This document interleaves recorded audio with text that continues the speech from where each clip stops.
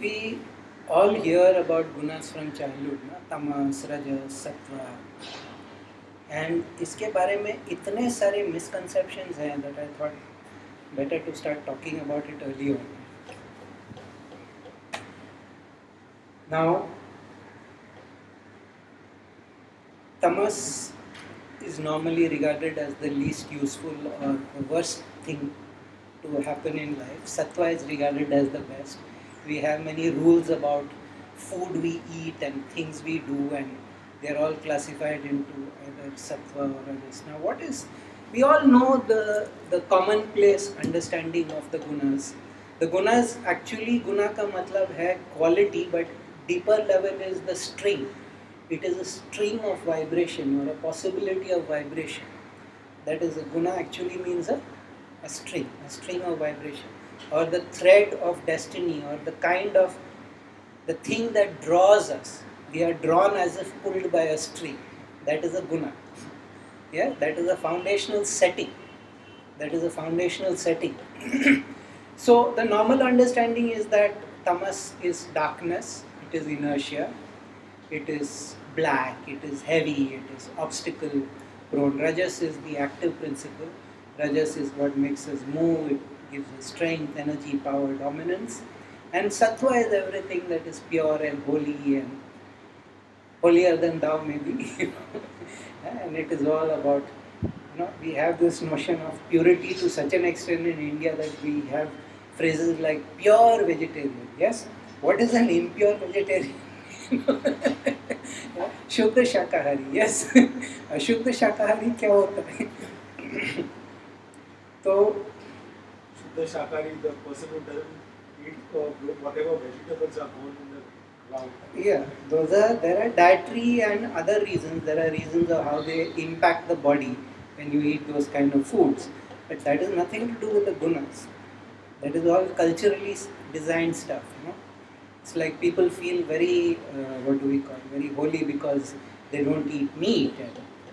But why don't you eat meat? Because it is bad to take the life of an animal. Yes, but even if you eat a grain of rice, you are taking life. You cannot live without taking life. The Jains are the only people who follow that through completely to the end, relentless logic. They starve themselves to death. Yes, Salekhana. They stop. Jain Munis, in the end of their life, they actually stop eating because, anytime you eat the smallest plant, vegetable, animal, mineral, anything, you're taking a life. There are other reasons for all this, not eating flesh and all that. There are other reasons because animals are potential human beings, and the cow, the reason why the cow was regarded so much was not because we were an agrarian society, but because in yoga people know that the cow is the last animal birth before becoming human. So when you kill and eat a cow, you have prevented a soul from evolving into human. So that is the reason why this non-slaughter, because in Vedic times they were all beefeaters. Swami Vivekananda, very naughty, when he used to be asked what is your favorite part of the Vedas, that verse where 5 Brahmanas polish off a cow in one sitting. Even in one of the Sanskrit texts it is there, when Vishwamitra comes to visit Vashishta, they slaughter a calf for him. So this is the tiger that has eaten the ashram calf. So it is today that it has become this complete, but there were different reasons. And the cow was very useful in spiritual practice. But fundamentally this is the reason. Fundamentally the reason why beef is so much non-indicated in yoga. Any culture that practices yoga, whether Hindu, Buddhist, Jain, the reason why they are so opposed to beef is this, because they know that the cow, there are certain significant animals in evolution. The frog, for instance, is very significant. It's a very, very big sin to kill a frog, because the frog is in between. It's a liminal, a transitional animal, both in water as well as in air. Snake is extremely important. Some other time I'll tell you why the snake is important. So there are certain aspects of evolution which become very important, and those become sacred animals or those become animals. But उसमें वो सात्विक वाली बात नहीं होता. It is nothing to do with the sattva guna, even though the two are confused. And you don't realize that even within the gunas, each guna can be sattvic or rajasic or tamasic. So you can have tamasic tamas, you can have rajasic tamas, and you can have sattvic tamas. So it is a 3 by 3 structure. It is 9 different types of qualities or 9 different types of. Now when we say tamas, because that is the foundation, the base, tamas are very important. Inertia, stability, it is very important. Do you want a completely non-stable life? Do you want change and rapidity and unexpectedness all the time?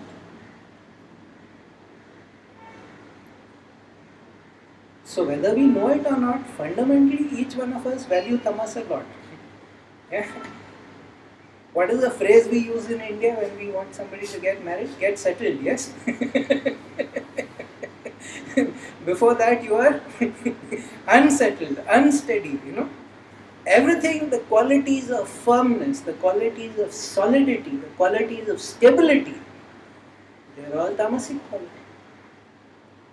अरे solidity, firmness, stability, ये सब तो अच्छी बातें हैं, लेकिन तमस, हाँ बिल्कुल, क्योंकि वो तमस तमस नहीं है. It is not double darkness. Yes, it could be a sattvic tamas, or it could be a tamasic sattva. That also is a problem, by the way, but that also is a state that comes later. When change is happening, especially in internal, when we are doing yoga or something like that and our body is changing, tamasic quality is very important to keep us together. You're doing something very powerful like the 8 spiritual breaths and your body is flying apart in various directions. Your body is reacting violently in that time the tamasic quality holds you, the tamasic quality settles you, the tamasic quality stabilizes you. So do not instantly dismiss, oh that is very tamasic. Yes, there is a whole dark side to it. There is also a positive side to it. To sit in meditation for long hours, to sit plugging away at some work for years and years, all those are tamasic qualities. Inertia. Rakshasas always do better than the devas anytime they do tapasya, yes? They always win the maximum amount of boons from Brahma, those kind of things. Tamasic quality, they can sit in meditation, they can sit in the tapasya, they can stay longer. They can stay longer in that state more than other people. So tamas is very, very valuable. Tamas is very valuable in many ways. In many ways. Now, the kind of tamas that we reject is the tamaso tamas.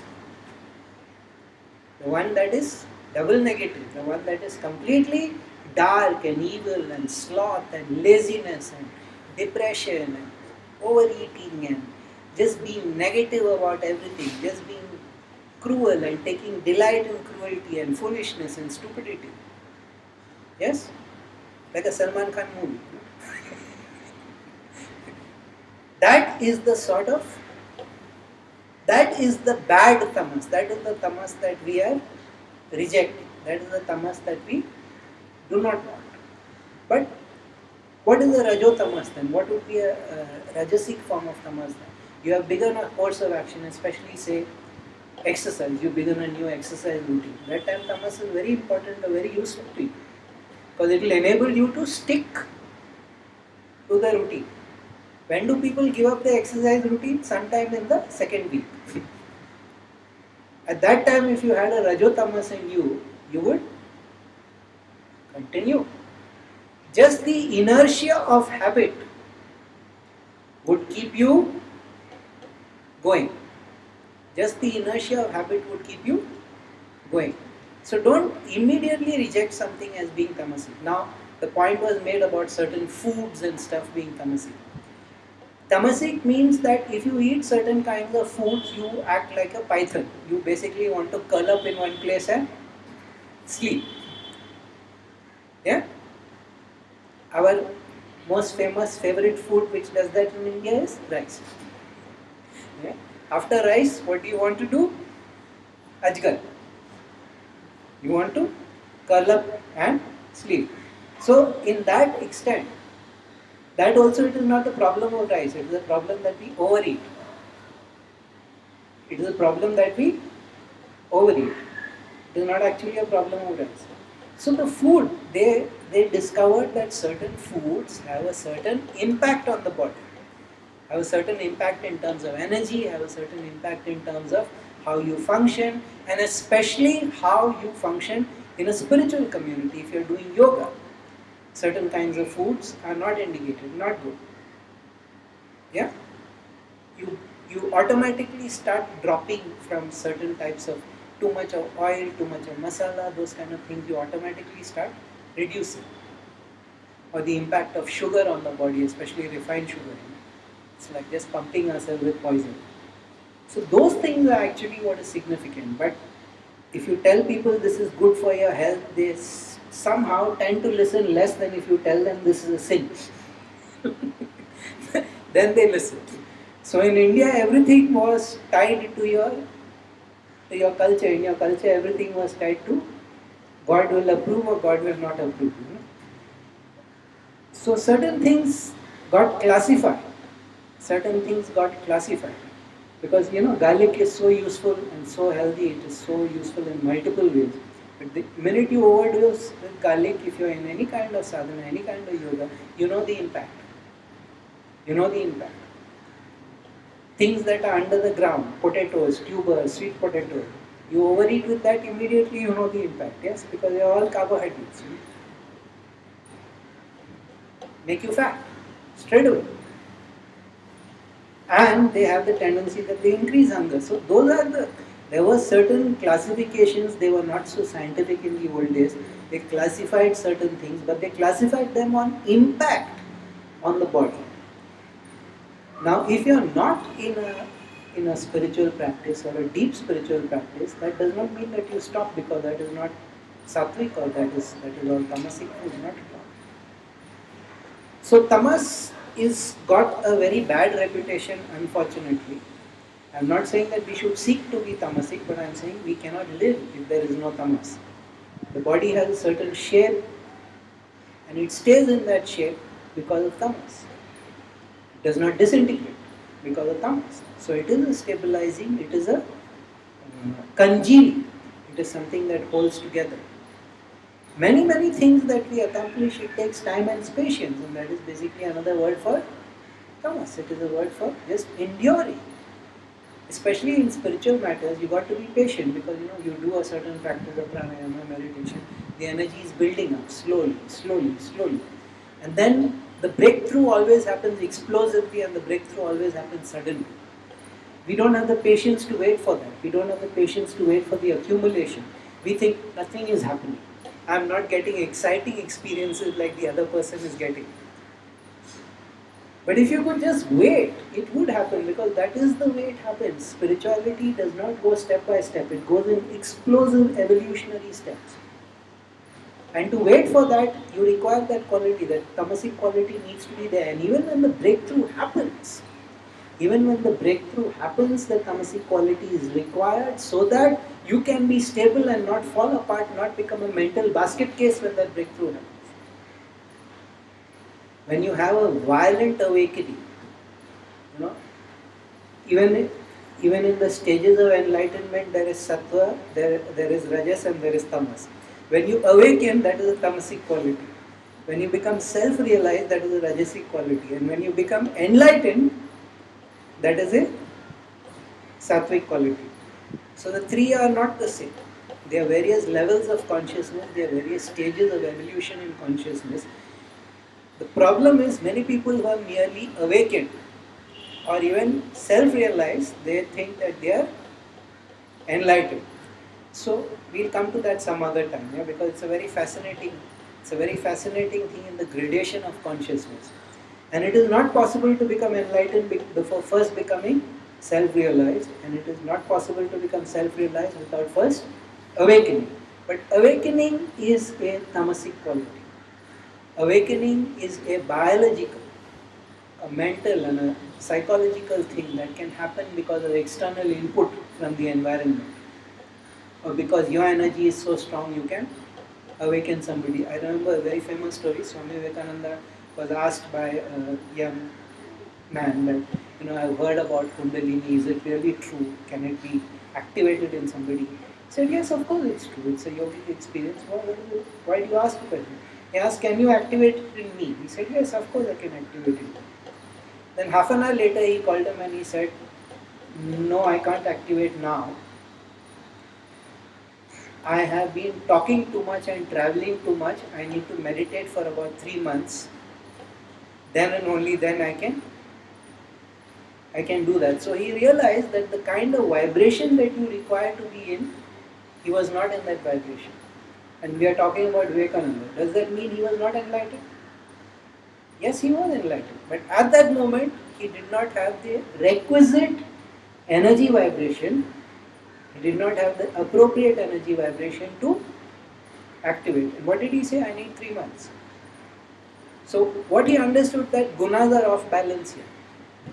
Gunas are off balance here. He was too much into rajas, and like I said, the awakening has a large tamasic quality in it. So he needs to come into that stillness and the sattvic quality, of course. So it was a very wise thing he said. Anybody else would have thought, I have made the commitment now, मैं कुछ छू मंतर करूँगा ऊपर, and then how will he know the difference? But Vivekananda was always honest, always truthful, and he said, no, at the moment I can't do it. So awakening is something that can happen by accident. Awakening is something that can happen because of karma. Awakening is something that can happen because you happen to meet the right person at the right time, or even by accident. So when we talk about niyati, when we talk about bhagya and destiny and those kind of things, and kismat, those are all tamasic aspects of karma. Yeah, where you are just helpless and it just flows. Those are all the stable, but you don't have to stay there. The whole point of yoga is something called purushakara. Purushakara means to change your destiny with your conscious action.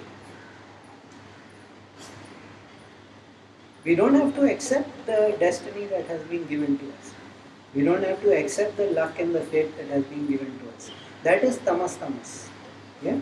That is double tamas. You can actually move. And purushakara, that is the most important thing. That is a rajo-sattva quality, where you take action so that you move your level of consciousness, you break your pattern, but again, you need the tamas. The tamas is the foundation, you see. Nobody cares about the foundation, but if the foundation is not strong, everything comes crumbling. So don't look at tamas as a negative thing always. Then we move to the rajas. Now again, in spirituality, rajas is like, no, too active. The person is too active. The person moves. But there is a reason. When your kundalini is up, when you're doing a lot of pranayama, a lot of meditation, if you're doing a lot of physical movement, it adversely impacts the body. That was the reason why they were not in favor of rajasic quality. Also, rajasic quality has its own temptations. If you become a very powerful person, power corrupts. There is nobody who has escaped that. If you stay too long in power, you become a corrupt person, because that is the nature of the quality. That is the nature of the rajasic quality, in that it has a dark side and it can activate in you and it can drag you down. You know that Vivekananda refused to become the head of the Ramakrishna mission, yes? Even though he founded it, created it, everything, he did not become the head. 2 reasons: he knew he was not going to live long, and secondly, he knew the problems that come with power. Just the fact that you are in a position of power, that dark side of rajas, or the dark side of activity, the dark side of constantly doing. But can we live in it? As a country, we lack enough rajas. We lack enough focused and thinking. Enough taking action is a big problem. Doing morchas is not the same thing as taking action, yes? And doing fasts against electricity bills is not the same thing as taking action.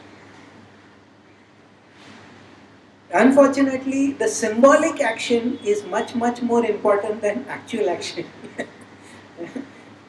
Symbolic action is like a sort of fake rajas, it is not the real rajas. Now, to be driven with awareness, to do your every action with awareness, that is the highest quality of rajas. That is like it becomes a sattva rajas. All life is yoga, yes? Sri Aurobindo said that. Sattva rajas. That is a call to action, that is a call to change, that is a call to transformation. Every action that you take is infused with awareness. Can also be tamasic rajas. What is tamasic rajas? Habits. But do you understand that the tamasic rajas also is important because the entire body functions on tamasic rajas? Our heart, do we have to consciously worry whether it is pumping or not? In fact, if it doesn't pump, then we have the problem. Then the ambulances come and we have to be taken to the hospital and electrodes applied and shock it back into. Yes? The breath functions without thinking too much about it. Circulatory system functions, vasculatory system, digestive system. All of these things function. It is when they stop functioning that we are ill. Yes or no? Yeah. Tamas or rajas? It is a stable kind of rajas. It is an unconscious kind of rajas. So awakening can be conscious, unconscious, nothing. But self-realization always has to be conscious. It cannot happen by accident. It has to be worked for. It has to be striven for. Awakening can happen by accident. Many people get awakened by accident. Then they end up in the lunatic asylum because they don't know what happened to them. They don't have the systems to process it. And enlightenment is a different body. So some other time we'll come to that. But a large part of our body functions because of tamas and functions very well. If we had to constantly think about it, when we cross the road, do you realize that we are functioning in tamso rajas? Because if you calculate every car that comes, you will never cross the road. You just make an appropriate calculation. Achha, the car is coming, I can run across. If you start and thinking of all the possibilities, you will be paralyzed. Our eyes, our ears, everything, they act as filters. How much can we take in? We start blocking certain things. Unless it's an extremely loud noise, we don't pay attention to the noise coming from outside. Why not? How could we function? That is why when they want to torture people, they play loud rock music and don't let them sleep. Yeah? System gets overloaded. So many things function. Many things function at an unconscious level. And the tamas basically is, most activities of tamas are functioning at an unconscious. Not a non-conscious. That is different. Unconscious means we don't have to think all the time about it. We don't have to keep fiddling with it. It is automatic, it happens. It is automatic, it happens. That is actually the tamasic. Even sleep. Sleep, of course. Sleep, of course. But even in sleep, our mind is functioning because most of the time we have dreams, yes? The body knows to shut down, but the mind doesn't know to shut down. Yeah? The mind starts creating fantasy worlds now. Yeah? Dreams, desires, hopes. Though psychologically it's a very amazing thing. If you dream of somebody, that person has been thinking of you. There is a direct correlation there. It's a very amazing thing which only shows that consciousness is not limited to our little body. Somewhere we know, somewhere we can pick it up that somebody has been thinking about us. Then our mind starts creating a whole drama around that episode. That's normally a dream. When you dream of a specific person, somewhere that person has been thinking of. I mean a person who's alive, not a person who's dead. It was a very unusual finding and they discovered that when they correlated it back, yes, that person has been thinking. Now I don't know whether it was suggestiveness. You go and ask somebody, were you thinking of me yesterday? And that person, maybe I was, how do I know? If I said no, I was not thinking, he'll feel insulted. Maybe so, I don't know. But normally I find that yes, it is true. The person has been thinking and they get the dream. Now the sattvic aspect, see the rajasic aspect is a overcoming inertia. What is the most inert thing? The body is the most inert thing. Anytime you try to do a new course, new habit, you will realize that the body is the most. Is it not true? We all have good desires, we all have wonderful hopes and dreams of how we should be. And the minute we try to make our body move in slightly different way,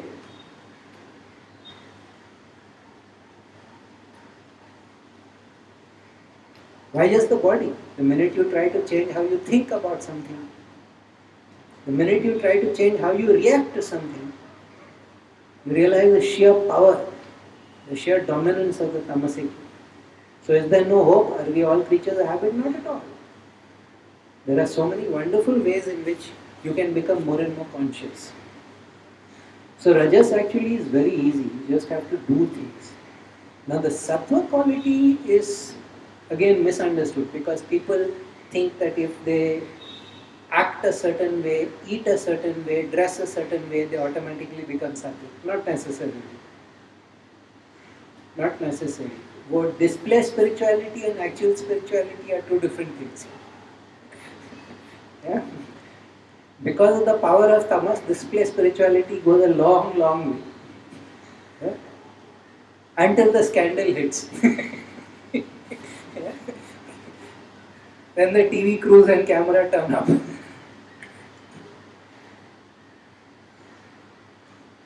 Remember what I told you about what Aurobindo did where he was bringing the force into every aspect, every kosha. He was dragging it down into.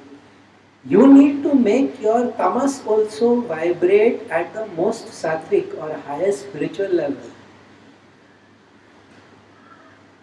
Even your unconscious functionings should happen from the highest possible level, and that is the whole purpose of yoga.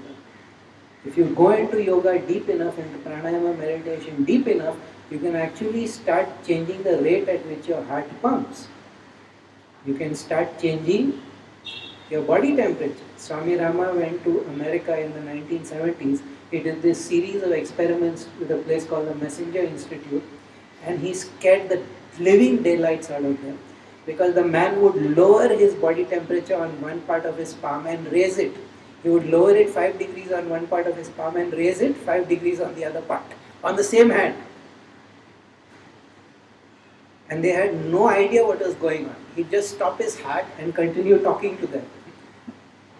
And the instruments. So you can do very, very many extraordinary things.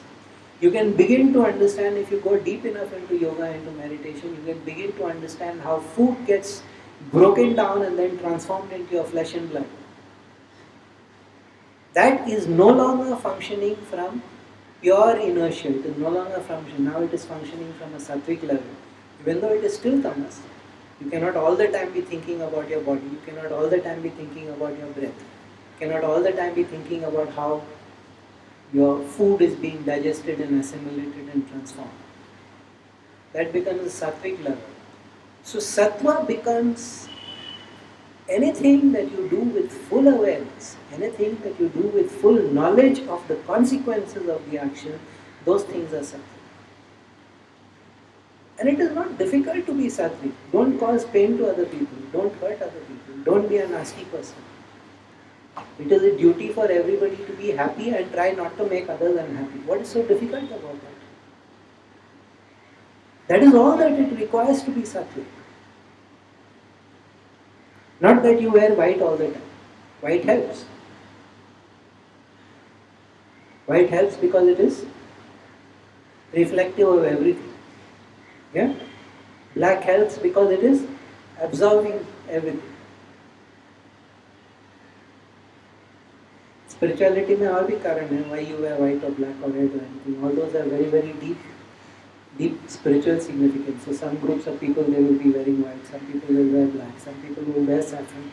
All those have different impacts. But there are certain disciplines you just can't start wearing. You just can't start wearing because it is fun or fashionable. So yes, white does tend to help to be more sattvic. But just by wearing white you don't become sattvic. And just by wearing dark you don't become tamasic. Actually by wearing black you are more rajasic than women. People don't understand. People don't understand. In Tantra the primary colors of creation are red, white and black. So you can keep fooling around with those three colors. Those are the three most impactful colors on the human mind. Red, white and black. And they are basically the gunas. They are basically the three gunas. And how you mix and match the three gunas. That's a long and complex process, I won't get into. So sattva is not so difficult. Sattva is not a matter of changing your diet. Sattva is not a matter of changing your clothes. Sattva is not a matter of... Sattva is a matter of changing your mindset. Sattva is a matter of changing your behavior. And it is very simple. Human beings should be as happy as possible. Because when we try to be more happy than is possible, that trouble begins. We should not cause pain to other people. We should not hurt other people. We should not hurt our environment. We should not hurt our society. What is difficult in all these things? Even a small child can understand. Children know very well when they have done something wrong. They lie their ass off, that is another matter. But they know very well that there is something, they have done something that they shouldn't.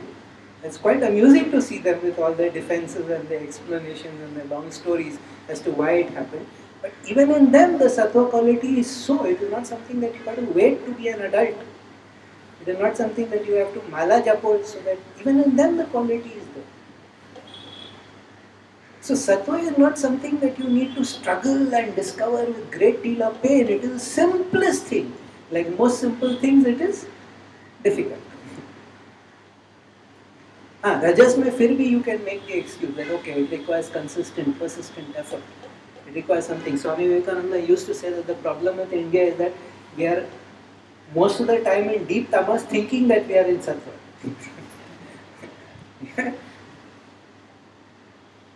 When somebody complimented him saying that in India there are so few violent crimes, he actually said, I pray to God that it is not true. He said, why? He is saying because this is not because they are sattvic, it is because they are tamasic. मारने पीटने की भी दम नहीं है उसमें. They don't even have the energy to fight. So the kind of violence that is at the moment breaking through the country is actually a very dark side of the rajasic quality activity. But there are many positive things happening also. There are many positive actions also happening. So we should not lose hope completely. We should not despair because certain idiots do certain violent things. In a billion people, over a billion people, some will turn out to be bad apples. They are not representative of the entire country or the entire culture. They are just idiots. Yeah? Idiots will always be there, by the way. People doing evil will always be there because it is easy. You don't need to look for any complicated reasons why people do bad things. People do bad things because they can. And because they think there will be no consequence.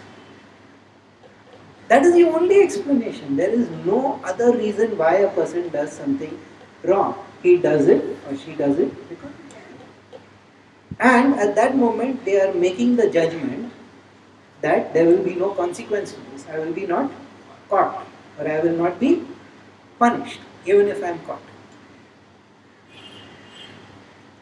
There is no need to look for any extraordinary complicated reason. Unless you got a mental problem, you got like something wrong in your brain, and then okay, those people are a different quality. But the average human being does evil because he or she can.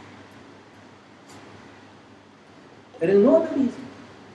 There is no other reason. If the person that you are doing evil to can retaliate and put you into trouble, instantly you are on your best behavior, yes?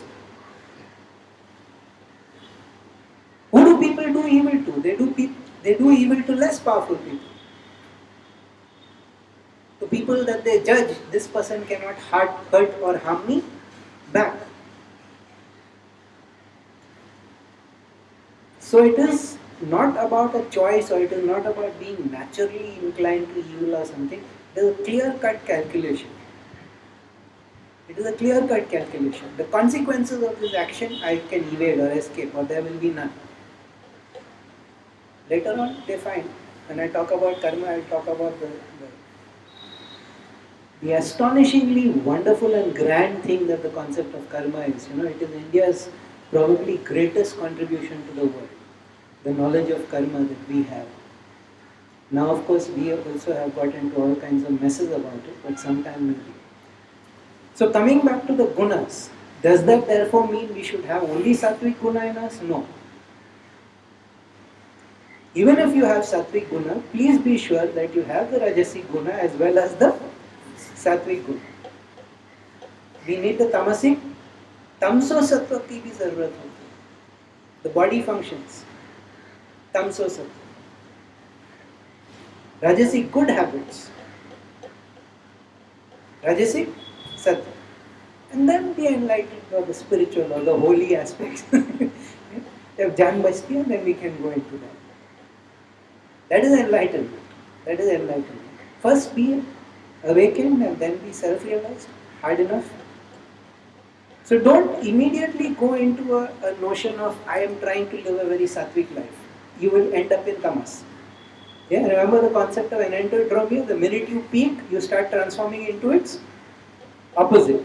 So ये dynamic, this is a dynamic system. The gunas are something vital and necessary, and they interlock with each other. And when they function optimally, your life also functions optimally.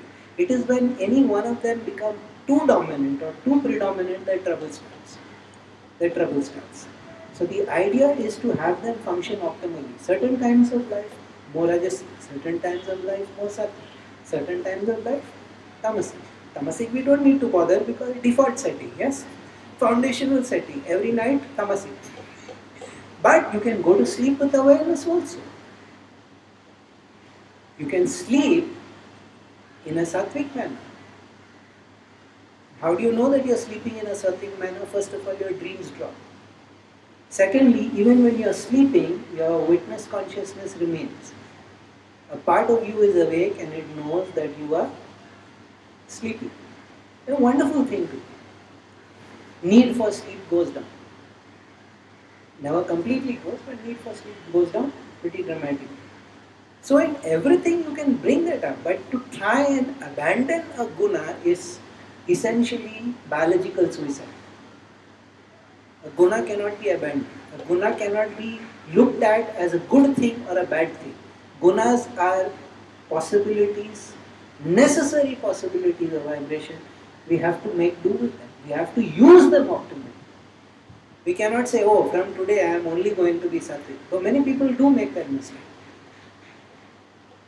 Or I have been very lazy, I will only be rajasic. Nobody ever says I will be tamasic because nobody has the courage to say that. So many people we know, they live their lives in tamso guna only. Right? Somebody has to help. Somebody has to help. Things like yoga and all that were designed to optimally balance all the gunas. In fact, that is the deepest purpose of yoga. Once all the gunas are balanced, automatically awakening happens, automatically self-realization happens, and automatically enlightenment happens. So you move from the tamas to the rajas to the sattva. आज के लिए इतना काफी.